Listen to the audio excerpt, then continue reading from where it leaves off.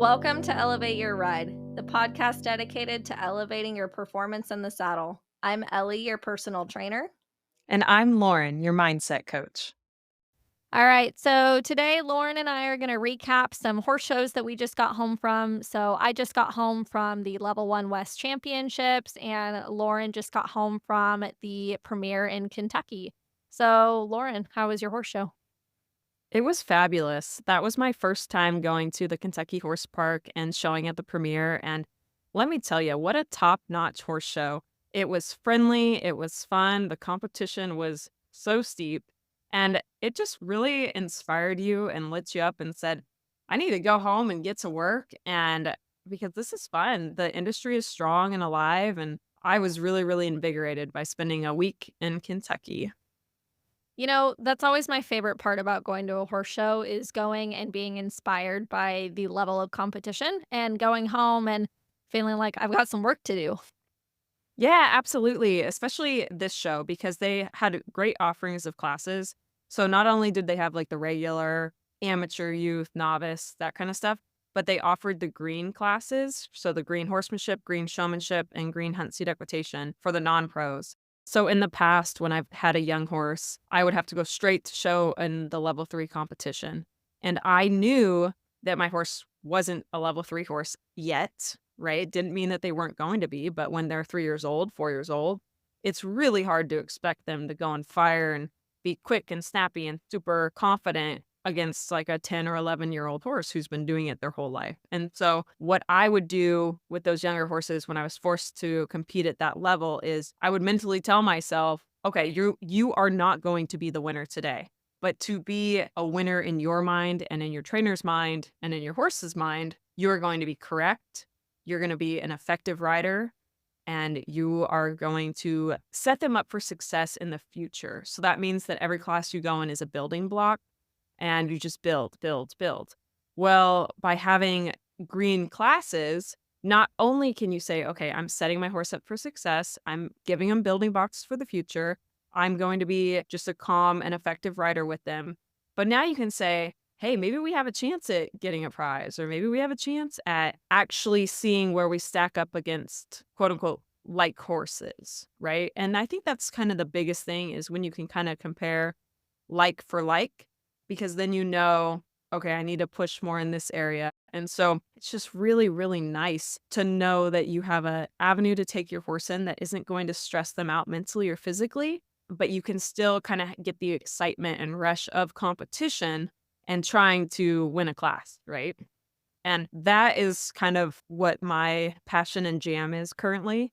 And it was amazing to see how talented and how many horses are showing in that class right now. It is huge. There were 30 horses in the green showmanship. Like, Wow. I am just, yeah. And that makes me really excited because that means people are getting into it, getting started, developing young horses, and people believe in this industry, believe in the all around, and believe in putting the time in, and that there was a need for this step up class, right? Rather than having people have to go straight to the level 3 and maybe being discouraged or maybe having to push their horse quickly or sit home for a while. This is great because it gives people a reason to get out and show, and I loved it. So, how did showing at the actual horse show go? What did you show in? So I showed Pal in the first half of the show. I showed him in ranch riding, ranch rail, and then I took him in the green showmanship, which has been my kind of passion project with him because I love showmanship, but he's a 14 some odd hand deaf Palomino reiner. And so that's been something that for me was a big challenge was being able to teach this horse that I could not use any verbal cues, how to respond to my body and perform a showmanship pattern that I used to rely like on. I'd cluck twice to pivot. I would cluck to move the front foot. I would cluck twice to trot off. I would hum to walk, right? And so being able to kind of step out of my own comfort zone and figure out, okay, how can I communicate with this horse without using my words or auditory type things? So what started off as just kind of a little side challenge, and then he started picking it up, came into, okay, now it's time for me to show and see if we can do it. And I was so proud of him because we ended up placing out of 30 in the green showmanship at one of the toughest horse shows, and That's I was just awesome. thrilled with that. Yeah, I think we ended up like 4th, 6th, and 12th or something like that, and I was so thrilled with him, and so that was a really, really big reward of all the hard work and taking a horse that maybe shouldn't have done that class, and by shouldn't, I just mean he's a 14 some odd hand deaf reiner, right? Like, who normally would do that? He wasn't bred for that, but I could take that horse, put the time in, and then see the fruits of my labor, and that was really, really fun. So, one thing you sent me the video of you guys showing, and I watched it. And I think part of the reason why you did so well, even with the Rainer, the deaf horse, you know what I mean? You walked up there and you acted like you had the best horse in the pen. Like you had so much confidence. You showed him just like you would any other showmanship horse that you've had in the past. Like your presence probably had a huge defining factor in why you did so well. Thank you. I appreciate that. And that's one thing too. So when you're presenting to the judges, right? Like they expect you to be proud of what you are showing them. So even if I know that he's not the 16 hand bay all around horse, I need to be proud of what I'm putting out there. And I was very proud of what that horse was capable of doing and what we had kind of gone together. And so I was like, hey, look at what we did. Look at what we can do. And that's what the energy I kind of tried to present there. So thank you for that. I appreciate it. And then, so how have you figured out how to do the showmanship with him being that he is deaf? Lots and lots of repetition, lots of pressure and release, and being super, super cognizant of what I'm doing. So I can't be fiddling with my hands. I can't be inconsistent with my body. I have to be almost like a robot, especially at the beginning. Once he figured it out, it got a little bit better. But the biggest thing was the turn and then my walk around the front for the inspection, right? So I had to be so correct with my right hand as to where I would put it. So that way, when I put it in one area, he would turn versus when I put it in another area, he would stand still for the inspection. And that was the hardest thing for me to figure out. And it just took so much more body awareness of myself, which I think is going to make me better for, like, I'm teaching bus stop the showmanship now. And so it's just heightened, I feel like, my skills because I can't just be a little bit lackadaisical here and there because I can rely on my voice. But yeah, just lots and lots and lots of repetition. So I've also shown a deaf horse in the showmanship, and he was actually one of my favorite horses to show. And we did really well. We got like top three. I think we even won under one judge out of like 24, 25 people. And it was our first time showing the showmanship together. And we practiced it for, Wow. I don't know, maybe a month or two. And it was my very first like breed show. So we like kind of had it going on. And I actually really liked doing the showmanship with him because, like you said, you have to rely on your body, and your body has to be 100% on the money. You can't rely on your verbal cues at all. So, you really have to make sure that you're going 100%, and I actually do think it made me a better showmanshipper for other horses that I've worked with since that horse because he forced me to be 100% strong in my body. I couldn't rely on my voice. Absolutely. Did you feel when you started it with him, when you started figuring him out, was it difficult at first and then it got easier, or was it pretty easy from the get-go? Showmanship has always come the most natural to me out of all of the all-around classes, and I think that part of that is because the first paint mare I ever had, so, like, the first stock horse that I ever started riding, she was a reserve world champion in the showmanship. So, from right when I was 16, when I started leasing her, I was like, "Alright, like, I've got this little Ferrari in the showmanship, and I need to learn how to do it, and I need to learn how to do it well because it's her thing." And so I Yeah. just always had that motivation of I need to be strong in the showmanship. So I practiced it 4 or 5 times a week for 2 years in high school, And from there, showmanship has just always been, like, the easiest class for me to do, and I think it's because I have that strong base. So I feel like because I was already pretty strong in the showmanship, it was pretty easy for me to show that deaf horse, but he was also pretty good in the showmanship, so I feel like that Yeah. helped a lot. I think it would be a lot harder to show a green deaf horse in the showmanship. At least the horse I showed wasn't green. He was pretty broke in the showmanship. It was harder for me to do the riding classes with him than the showmanship. The riding classes, I really struggled with, like, the downward transitions with him and getting him to just slow down. Like, he would either, like, pump the brakes or wouldn't slow down. Like, I couldn't figure out how to do downwards with him very well. Yeah, I did struggle with Powell with the downwards of he would stop, like you said, and break to the walk super good. But to be able to kinda get that trot or the extended trot, Yeah. that one was, like, kind of a difficult transition. What did you end up doing? Do you remember? Like, how did you communicate with him to get that? We figured out that he could feel the vibrations, so if you did, like, a deep "mm," like, he could feel that. So, that was just what we had to do. We had to do, like, a really deep "mm," and he was able to pick up on that, and it was hard because when I was starting to ride him, he was the first, like, spur slow trained horse that I'd ever ridden, so he was spur stop and spur slow, you know what I mean? So, I Yeah. was also still learning how to use my feet. So, I think that was part of the problem. If I had the chance to, like, ride him now with how much stronger I am and all those buttons, I don't think I would struggle with it quite as much. Yeah, it makes a lot of sense. Yeah, it's a lot of things to throw at you when you're just getting started. Spur slow, spur go, death. Oh my god. Yeah, it was a lot. But, Yeah. how did the riding classes go with Pal? Really great. I was thrilled with him too. So that is where having a deaf horse is a major win. They don't spook at anything. Well, I mean, if they see stuff, but noises, we were in an indoor arena and there were kind of some like banging and it was closed on the side. So when cars would drive by, some of the horses would get a little bit irritated. Pal didn't hear any of that. He didn't care at all. You don't care at all.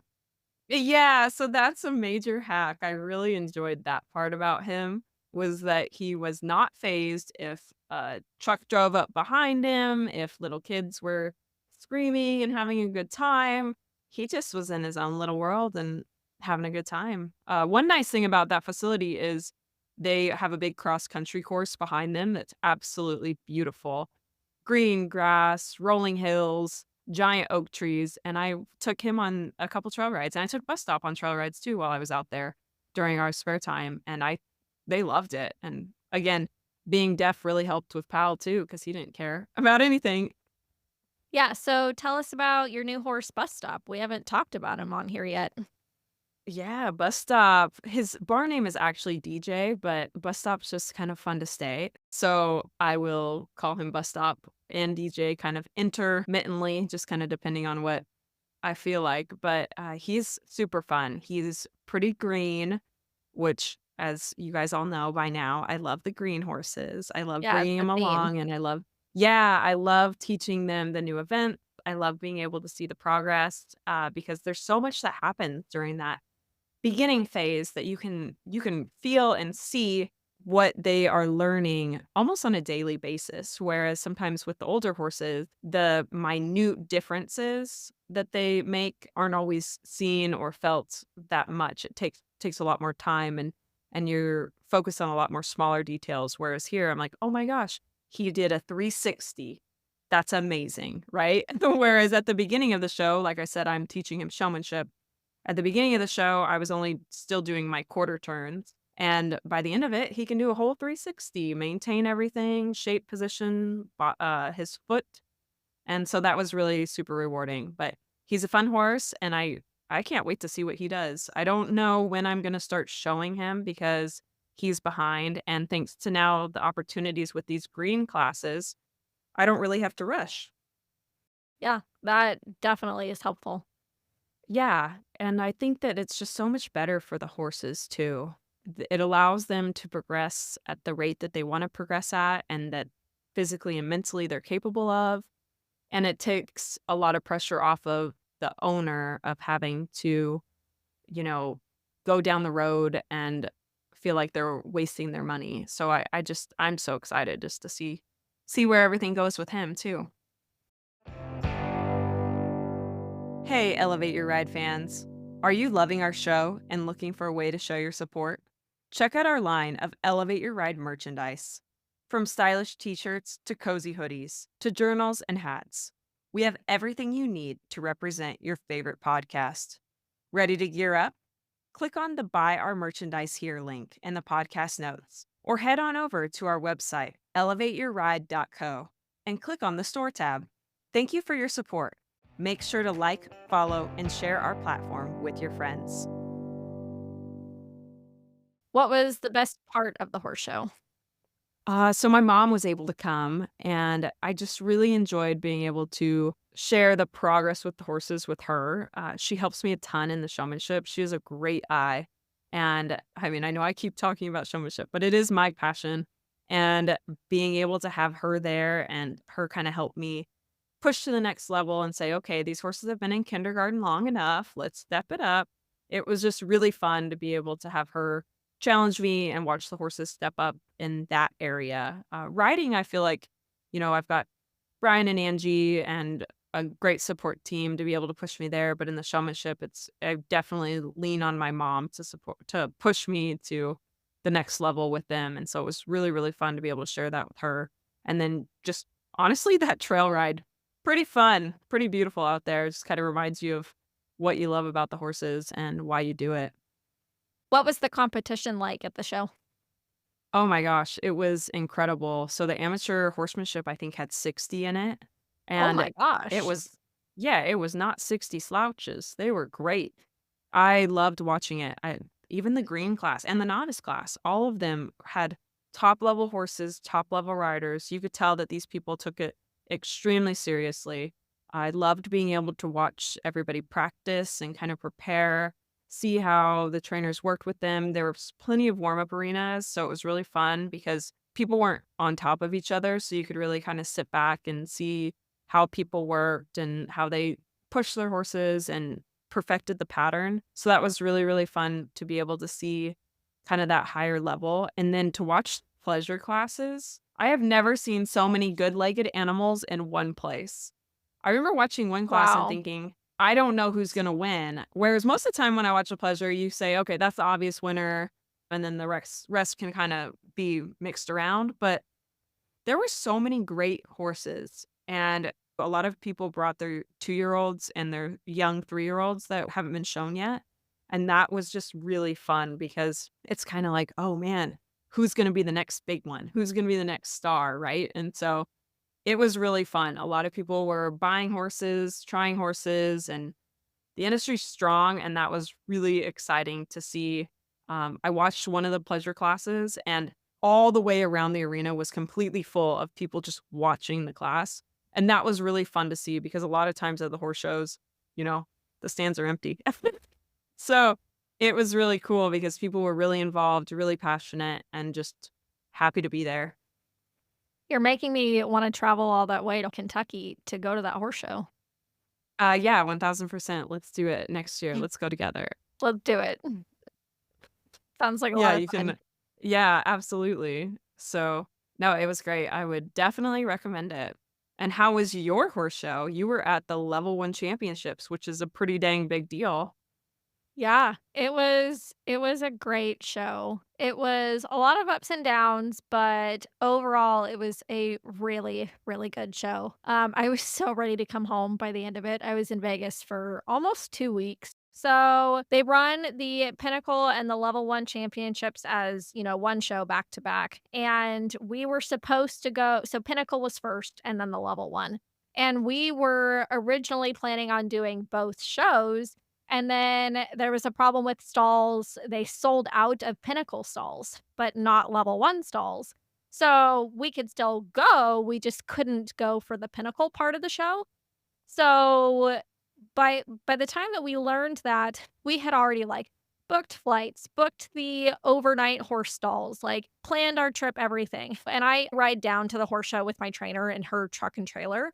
So, we had already had, like, all of our layovers and everything, so we were like, "Screw it, like, we're just gonna go at the same date that we had planned on, and we'll just be in Vegas for an extra couple days, let the horses rest, let them acclimate, hang out in Vegas, have kind of a chill start to the horse show, and then go from there."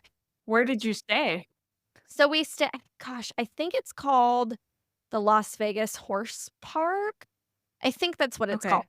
It's this really cool little layover spot, and it's, like, maybe 5 minutes from the South Point. It's literally in this, like, neighborhood, and there's an arena, there's a round pen, so we got there, and we had 3 nights and 2 full days at the layover. So we let the horses, like, lunge and stretch, and then we got to ride, and so that was actually really, really nice to have that downtime, because by the time that we actually got to the South Point for the horse show, it's like our horses were already settled in. So I was thinking, man, this is a pretty great idea. We should do this every horse show, like show up a couple days early and just hang out at whatever city we're in. So that was actually really nice. And it was great for me because it gave me some time to like get some work done and work out. I worked out every day we were at the layover. So that was great. Awesome. Yeah. So the beginning started out like really strong. And then hauled over to the South Point, got all settled in there, and so I actually got to show in the Pinnacle for 1 class. I got to show in the level 1 Hunt deck, and so I kinda used that as a bit of a warm-up class, and so I only showed in the equitation while I was there. So I got to show this sweet little bay mare named Minnie. So this really, really kind lady named Tammy owns Minnie, and she does not show in the English at all. So she has told me in the past year, she's like, "Hey, whatever horse show I go to, if you wanna show Minnie in the Eck, like, you're more than welcome to." And I was like, "Oh my gosh, that'd be great." And then, like, 6 months ago, she was like, "Hey, like, I'm gonna show at level 1, so if you wanna show her in the Eck, like, let's do it." And I was like, "Oh my gosh, like, that sounds like a lot of fun." So that's kind of how it all transpired. So I've shown Minnie in the Eck, like, I think I showed her 2 or 3 times in the past year before we went down there, and she had never shown in the English before I showed her. So she's a Western pleasure horse. Like, when we got her a couple years ago in the barn, she had only really ever shown in pleasure. She didn't know the showmanship, she didn't know the horsemanship, she didn't know any of it. So in the past year or 2, she's kinda turned into this handy little all-around horse. So that's been really fun to be part of that journey. But I'm not gonna lie, it was a little intimidating when I got to the show, and here I am on this little 15-1, maybe 15-2 hand little Western pony, and I'm surrounded by these, like, massive hunt seat horses, you know, that like you said, even though Minnie's not young, she's green in the Eck. So I have this green horse, and it's the biggest show I've ever shown at, and we're surrounded by all these great Eck horses.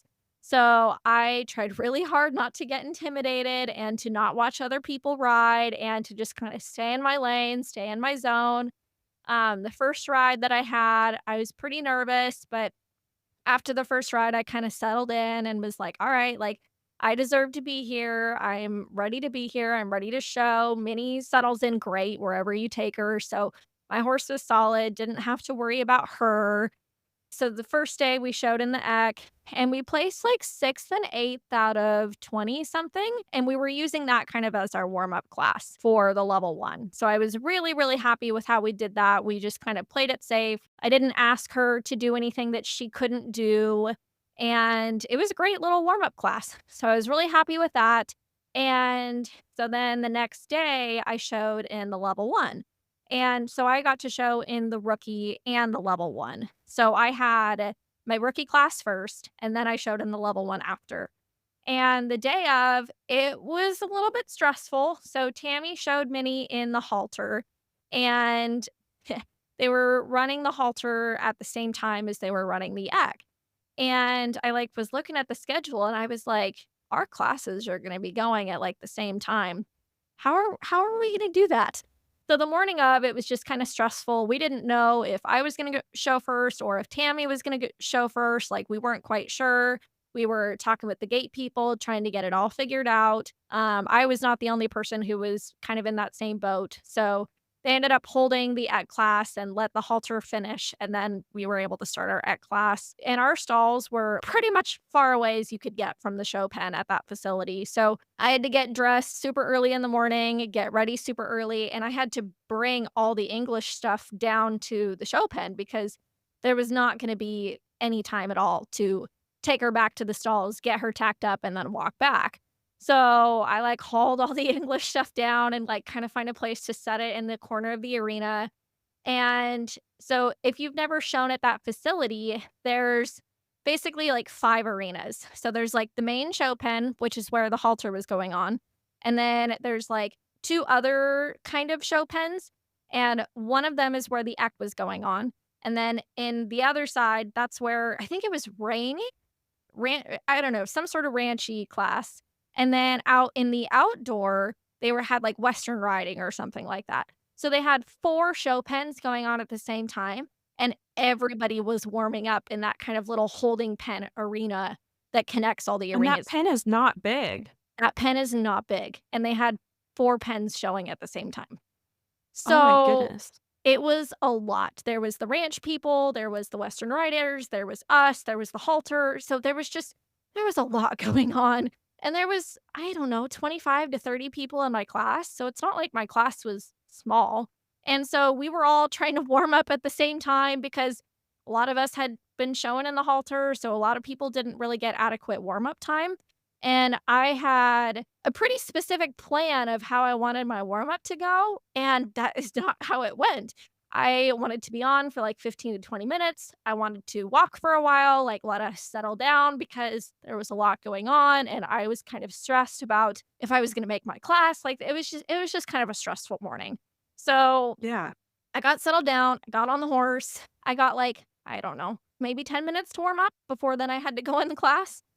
And so I was like, "All right, well, I'm getting thrown in here." The pattern had a lead change. I didn't get to practice the lead change before I went in and did it because there was no room. So that was stressful, but I just marched up to that cone and I just sat there and I took a deep breath and I just settled myself down into my seat and I just said, "Okay, like you can do this. You can do this." And, of course, I wanted to win, like, that was the goal, and I knew that I had a better shot of winning the rookie than winning the level 1, so I put a lot of pressure on myself to, like, "Alright, like, you have to be perfect." And so I got out there and I laid out a great pattern. So for that pattern, you had to trot across the diagonal. Halfway through, you had to pick up the left diagonal.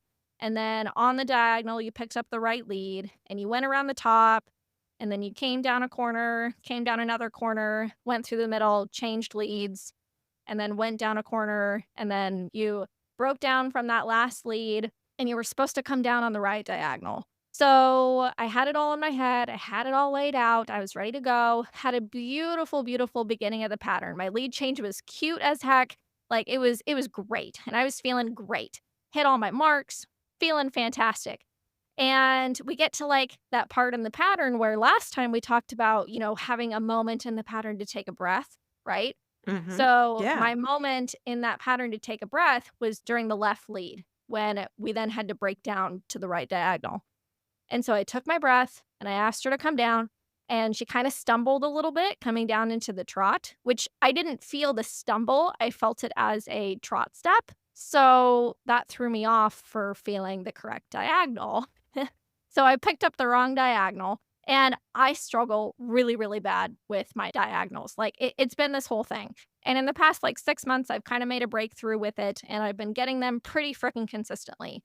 And in the beginning of the pattern, I got a little nervous that I didn't pick it up correctly, so I looked down really quick to make sure I had it, and I had it. So I was like, "All right, for my second diagonal, I'm gonna be confident, I'm not gonna look." So I didn't look, and I was on the wrong diagonal, which then meant I got disqualified from the class. And I was like, Oh.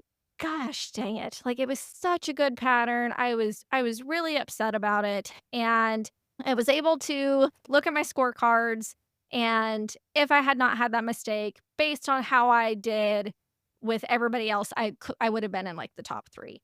So, I was really upset about that. I was like, "Gosh dang it." Like, that was your chance, right? That was your chance to go and do really well, and you screwed it all up.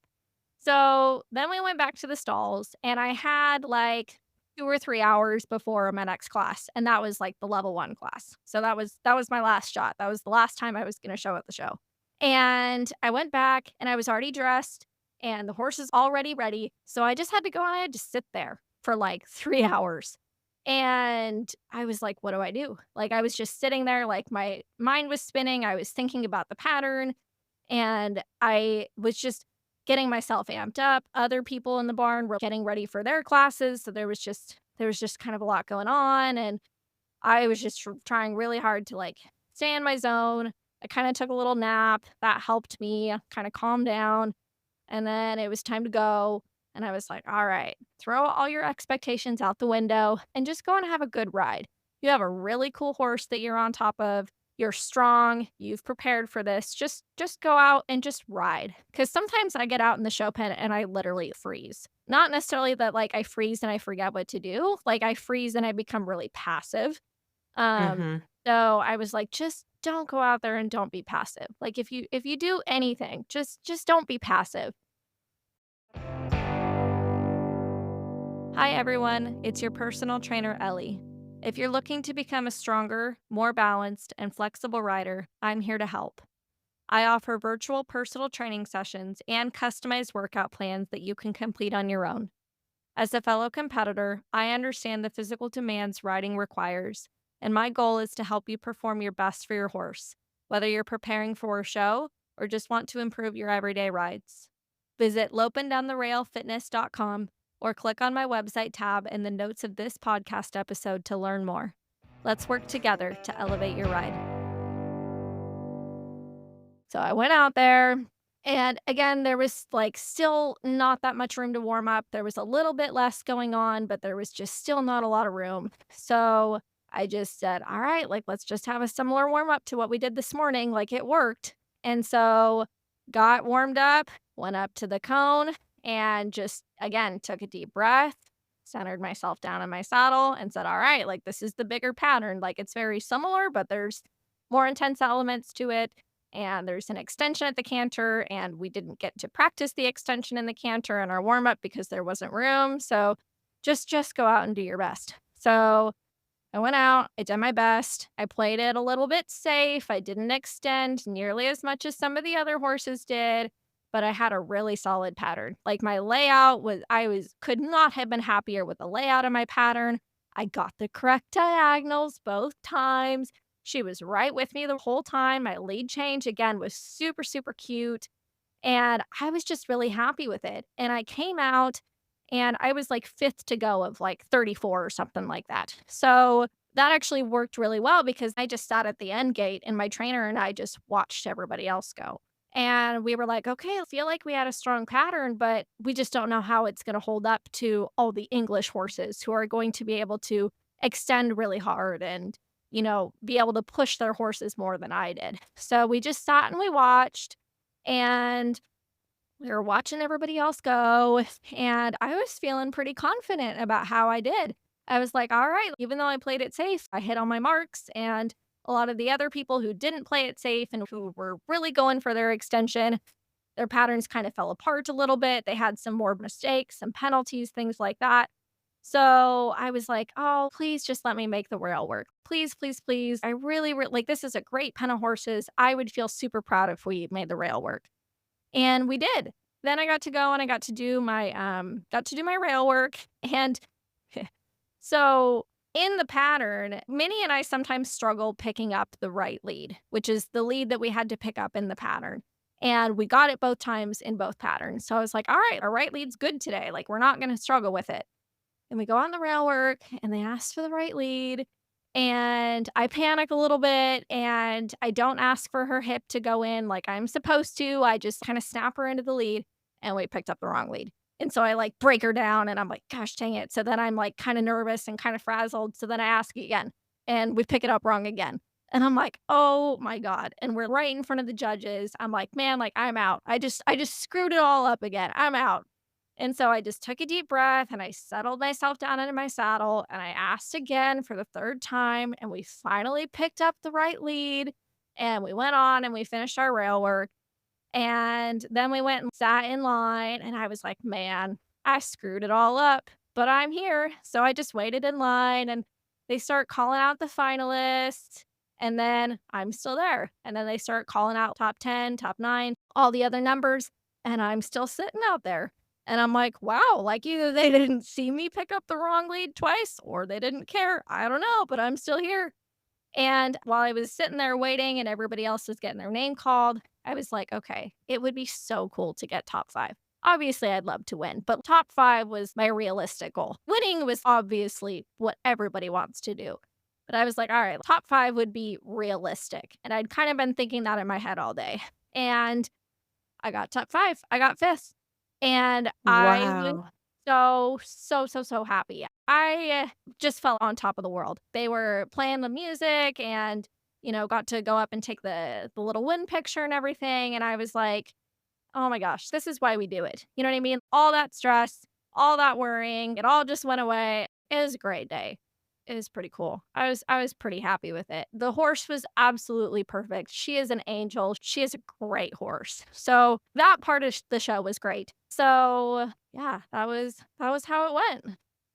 Wow. That's, like, amazing on so there's 2 main things that I wanna, like, be super proud of you of, is number 1, being able to bounce back from the wrong diagonal, and number 2, being able to keep showing after getting the wrong lead, because you do never know what the judges do or don't see, right? Yeah. So, Yeah. I'm so proud of you for not just saying, "Well, I give up," and either just giving up or not Right. riding strong for the rest of your class. I think those were 2 really major things that you were able to mentally step up and say, "No, I'm gonna present the best that I can because there's still a whole heck of a lot of horse showing left to do here."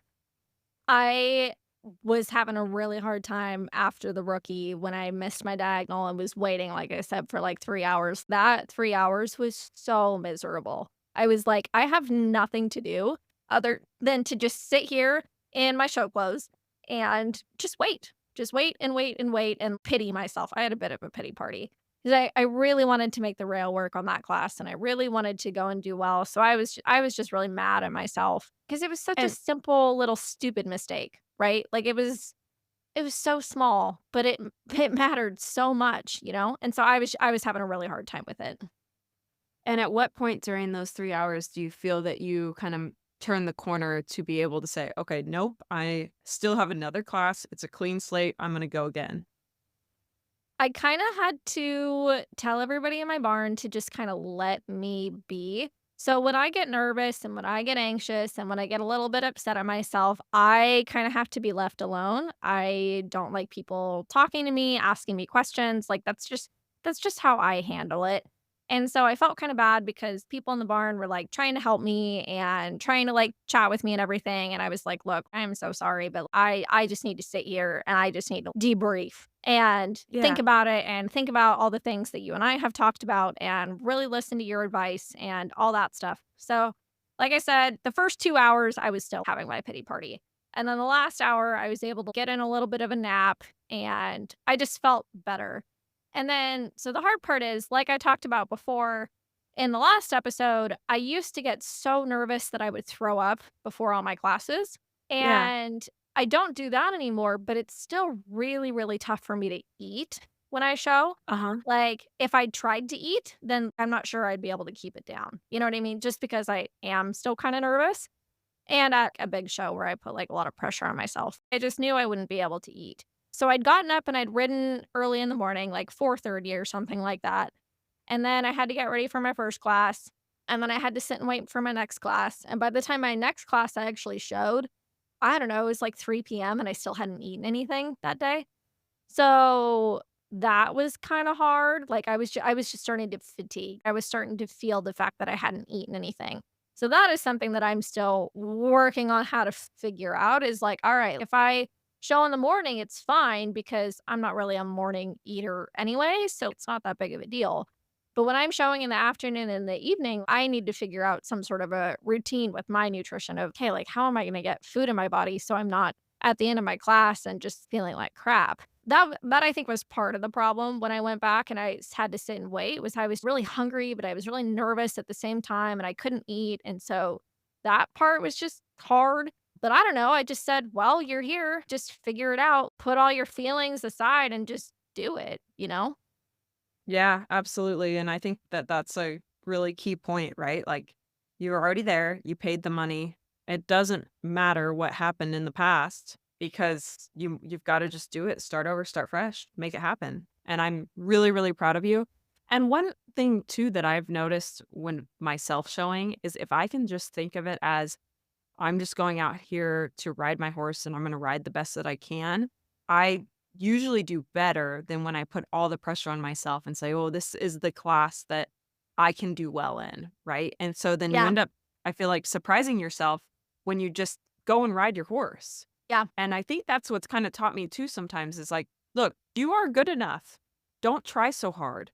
And yeah, I mean, you should try, but you don't have to try as hard as you think you do, especially when, like you put in so much time and effort both in the saddle, in the gym. You are a strong, capable, understanding rider, and if we can get out of our own way, doing less is almost as good as trying for more, right? Are you looking for that extra competitive edge, struggling with show pin anxiety, or looking to set and achieve meaningful goals with your horse? Schedule a session with me, Lauren, your dedicated mindset coach. As an experienced competitor, I understand the mental demands required to excel at the highest level, and am here to support you in building a plan to help you stay accountable and reaching those goals. For more information, check out laurencervelli.com or click on the website link in our show notes. Let's work together to elevate your ride. and that part is hard for me because I feel like I have something to prove. Like I said, that was the first big show that I've ever been to. Before then, I'd always just kinda showed locally, Oregon, Washington, California, like, I had not shown at a regional/national level before, and I felt like I had to go out there and prove something to people because To this is what people or to yourself? mm. What do you think? I think a little bit of both because I feel like I've been going to breed shows and showing at breed shows since 2019, and I typically only show a couple times a year because I don't have my own horse. I just ride and show whatever's available in my barn. Sometimes I lease different horses, that sort of thing, but I have not had a consistent show partner since high school. So, people see me at all these shows, and I go to a lot of the bigger shows that like, I went to Sun Circuit with you, and I go to the shows with my trainer and that sort of stuff, and so I feel like people see me around, but they don't see me showing, right? And then so I feel like I have something to prove to the people that see me there, you know what I mean? And then I also feel like I have something to prove for my business and for this podcast, right? Like, here I am talking about how I'm this personal trainer for equestrians, and it's like, "All right, like, I gotta be able to step up and do the deal." And then for myself internally, like, I expect myself to do really well. I just do. I expect not necessarily perfection all the time, but I expect to feel like I'm a good rider, like I know what I'm doing and that I belong there. Well, if my opinion counts for anything, I think you're a great rider and a strong rider, and you do belong out there regardless of what the results say or how many horse shows you go to or pins that you step in and compete in because you have so much knowledge. And I don't think that that always has to be proven in the show pin. But I think Well, that, thank you. yeah, but I think it's super, super cool the things that you were able to overcome because, man, showing these horses is also about just having a bond with them. And for Yeah. you to be able to, in a way, catch ride all the time, like there's a lot to be said for that. So kudos to you for being able to pinch hit all the time. So anytime I go to a horse show with my barn, I always just bring all my show clothes because I don't know what opportunity is gonna arise at the horse show. I can't tell you how many times I've been at the show and, like, literally day before or day of, my trainer will be like, "Hey, you wanna take this one in?" And it's like, "Sure, I've ridden it twice or I've touched it once, but why not?" And I actually do really, really well with that type of pressure. Like, "All right, you're just kinda thrown into the deep end, go perform." I actually do really well with that. When I have too much time to prepare, I will get in my own way. So I actually do really well with that kind of high intensity, let's go, let's do it, just get it done, get it out of the way. Like, Show day, I need as little actual warm up as possible. For the showmanship, I want a 5, maybe 10-minute warm up top. I just don't do well with, like, the sitting and the waiting, and I need that high intensity. For sure. Well, sitting and waiting, I feel like at any point, it's just all you do is think about what you're gonna do. And so being able to manage that anxiety beforehand is huge. Maybe that's But something that you and I can work on at some point is, I struggle with the waiting. When you're actually getting the horse ready, or in that instance when I had to wait 3 hours till my next class, like, that's when I don't do well mentally. I do just fine if I'm running late and literally have to just be thrown into the class. I do well with that. yeah, I don't do well with the other type. that is something that we're gonna have to work on. It's kind of like people who will make themselves perpetually late to something so then they can kind of rush Yeah, and get that little bit of little high and anxiety there. So yeah, we're gonna work on that. We'll have a call after this for sure. perfect.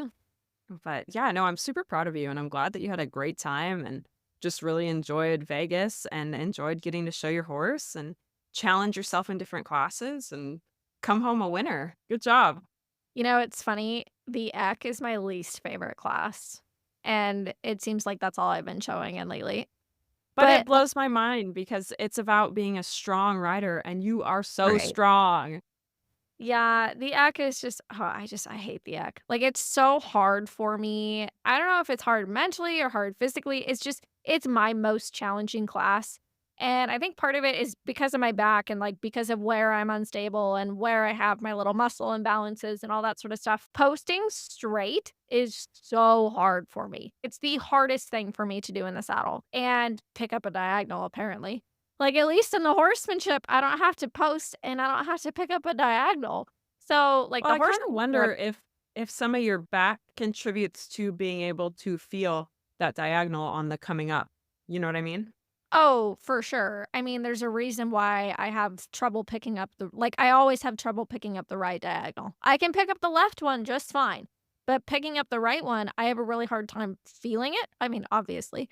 I don't know. It's hard for me. And the act, like, it's never felt natural to me. Like, even before I injured my back, I never liked the act. I don't know why it feels so natural for me to stay in a horsemanship position because it's not like the act is any different. But I don't know, holding the reins in my right hand and holding my left hand in that horsemanship position is so natural for me. Having the reins in both my hands and being in that strong eck position has never felt natural. I don't know why, it just never has. And then after got injured, it just got even worse. So, it's not my favorite class, but I can do it. And I like showing Minnie in it. It's actually a lot of fun because she's a great horse. And I'm obviously showing a horse is always gonna trump not showing. So, Oh, I'm always gonna absolutely. say yes to showing any horse, even if it is in my least favorite class. But when I get my personal horse, you will not see me in the English saddle. It's gonna be a Good Western job. Western superstar. You know, the thing is, I like showing the hunter, but I just don't like showing the egg. I don't know It's one why. of my favorite. The egg? Yeah, I just love how being strong really shines there. Maybe that's why I don't like it because I feel weak when I'm in the egg. Like, I just feel like my back is just, like, not holding myself where it needs to be. So maybe that's Which why. I could see that. Yeah, because I mean, with your back injury, that makes a ton of sense. Yeah, I don't know. It's not my favorite class, but I show it a lot. Oh, that's okay. Like you said, once you get your own personal horse, it'll be a showmanship machine and Western superstar, so it'll be all good. Yes. Yes, that is the plan. Yeah, build what you love. Thank you for listening to Elevate Your Ride. Find us on Instagram and Facebook, all linked in the podcast notes. We'll see you next time.